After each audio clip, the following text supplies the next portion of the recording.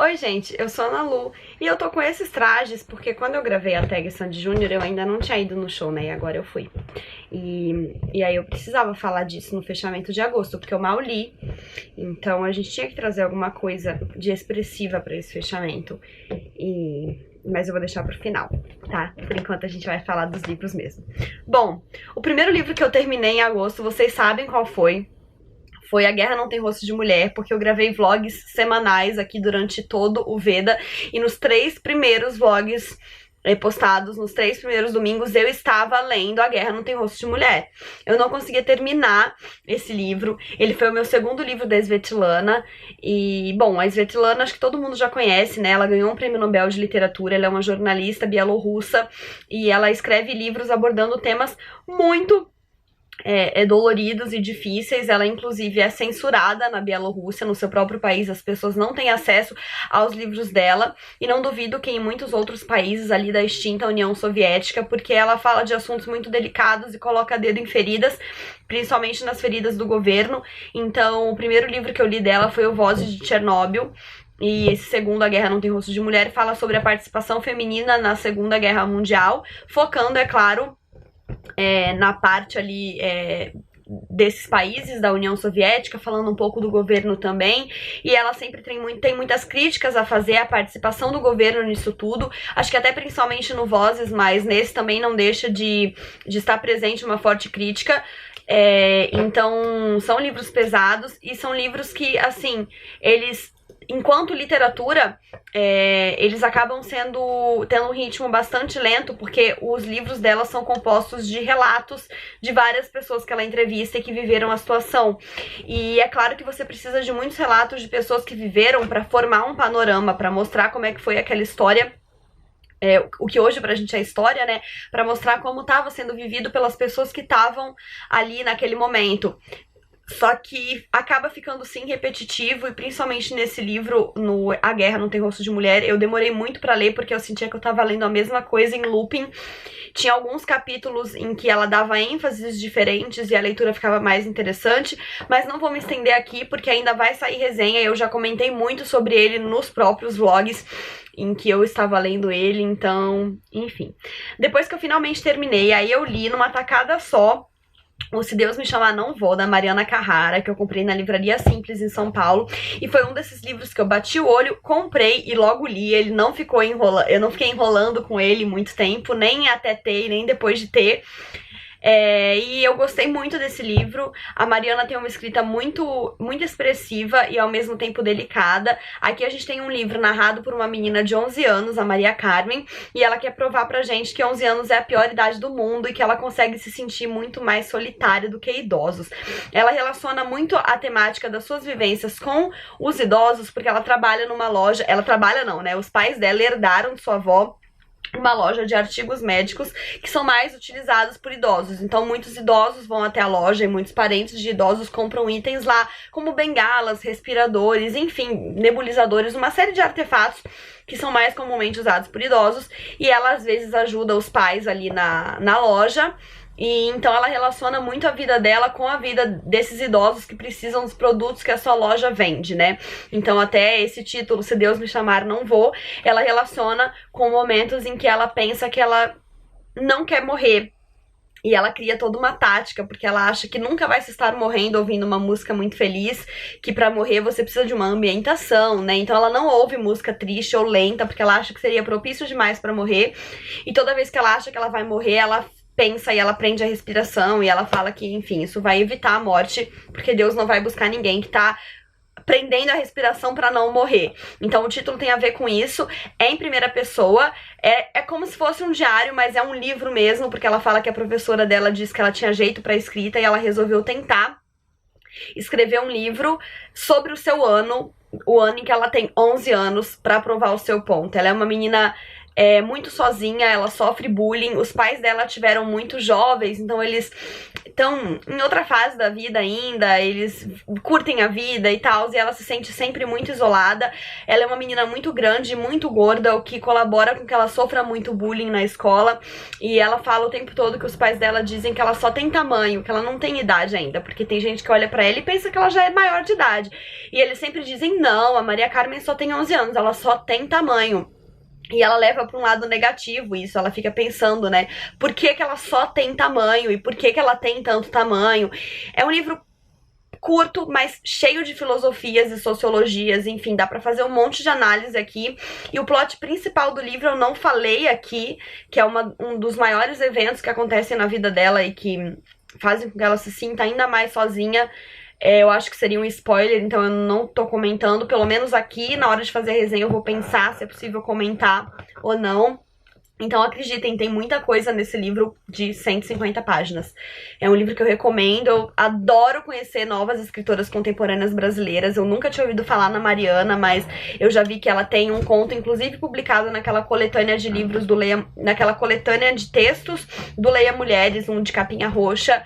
E eu tô muito curiosa pra conhecer mais textos da Mariana, e ela foi muito simpática, eu fui conversar com ela falando que eu tava lendo o livro, e já falei que o dia que eu for pra São Paulo, ela já topou me dar uma entrevista aqui pro canal. Então, enfim, a parte mais legal de conhecer escritoras contemporâneas brasileiras é que elas são acessíveis, e eu acho muito legal ter essa chance de estar perto das pessoas que escrevem o que eu leio, né? Como eu sempre lia muito mais autores internacionais enfim, consagrados e tal, eu nunca tive essa possibilidade que eu tô tendo agora de estar perto de pessoas que eu leio.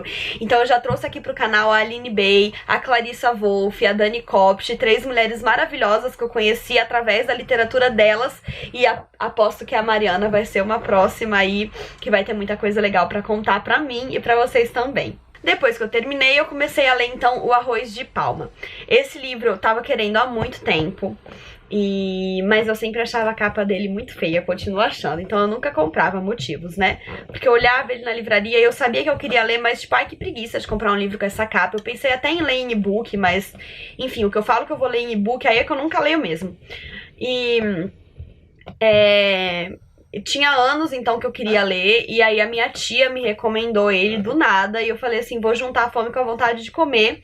Pra ajudar, uma outra tia minha me ofereceu ele de presente, daí eu peguei, daí logo que ele chegou eu já quis ler. E infelizmente ele foi um livro 3 estrelas. Eu fiquei muito triste porque eu queria muito amar. Claro que todo livro que eu pego eu quero amar, mas quando ele vem tão bem indicado e com tanto carinho na indicação, eu quero amar ainda mais, né? Mas enfim, esse foi o primeiro livro do escritor Francisco Azevedo. É sim uma história bonita, com uma simbologia linda. Ele vai falar de família, ele fala o tempo todo que família é um prato difícil de preparar. Ele relaciona muito o tempo todo a construção de uma família com preparo na cozinha, né? O livro tem toda essa metáfora. A gente tem um personagem, o Antônio, que tá com 88 anos, e ele tá cozinhando para um reencontro da família. E aí ele vai contar a história da família desde quando seus pais se casaram. Esse reencontro vai acontecer em homenagem ao que seria os 100 anos do casamento dos seus pais. Eles já estão mortos, mas os filhos, netos, enfim, vão se encontrar para comemorar essa data. E tem muito tempo que a família toda não se reencontra, e o Antônio tá cozinhando, muito animado pra esse reencontro, e à medida que ele vai cozinhando, ele vai então contando sobre a família, enfim, a construção da família, do casamento dos pais e tudo mais. O título é extremamente simbólico, ele se refere ao norte do livro, né, a história que norteia o livro, que é o arroz de Palma. Palma é uma das tias do Antônio, a tia, na verdade, e ela recolheu do chão todo o arroz que foi jogado em cima dos seus pais no casamento e entregou de presente pra eles, falando que era um arroz abençoado, que foi colhido ali da pedra.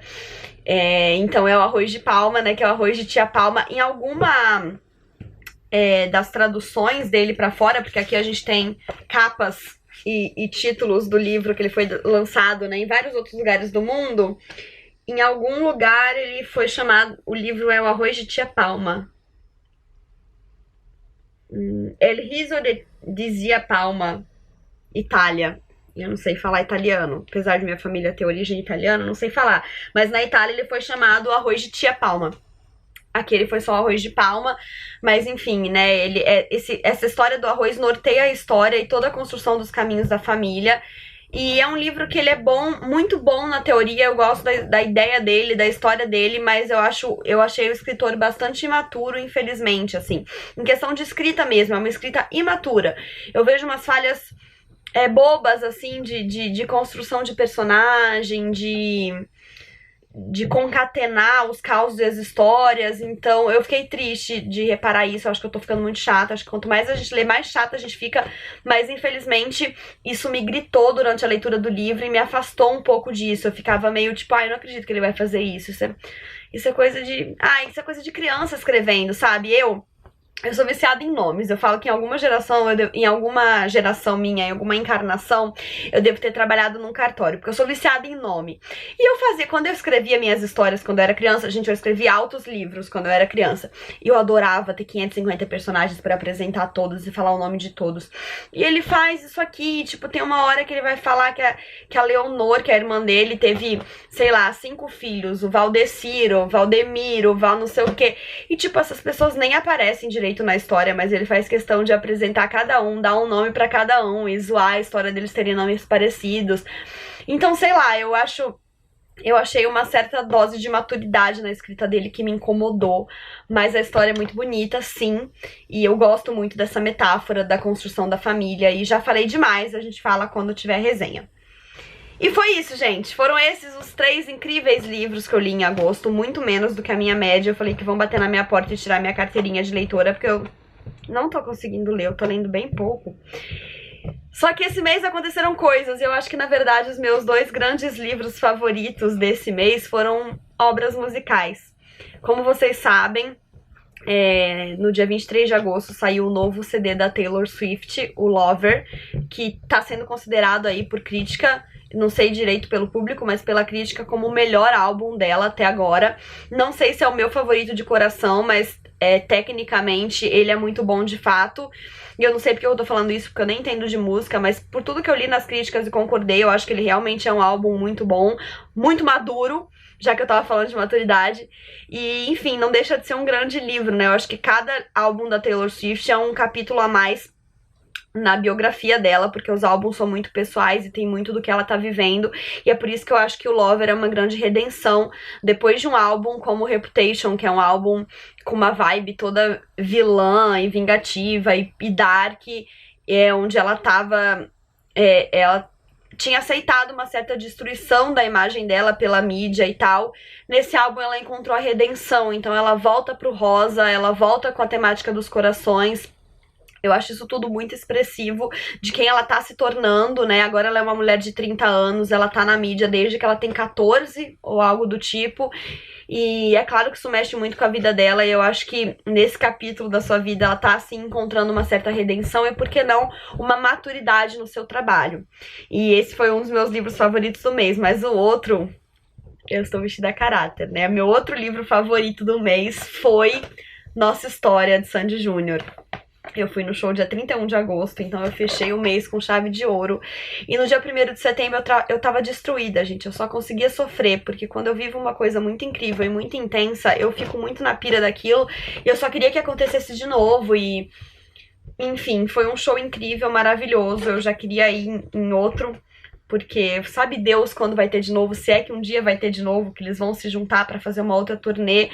Mas eu acho que ela foi muito simbólica, eu acho lindo o nome Nossa História, porque ela é a história deles e é a nossa também. Eu cresci ouvindo Sandy Júnior, eu tenho muitos CDs em casa. Quando eu era pequena eu queria ser a Sandy, e depois desse show eu voltei a querer ser, mas vai passar. Então esse com certeza foi um dos meus livros favoritos do mês, esse show e esse reencontro com músicas que marcaram a minha história, a minha vida. Eu fiquei muito emocionada, de verdade, com esse show. E ele não tinha como estar no meu fechamento dos livros lidos, porque Sandy Júnior não deixa de ser um dos livros mais incríveis que eu já li na vida, né?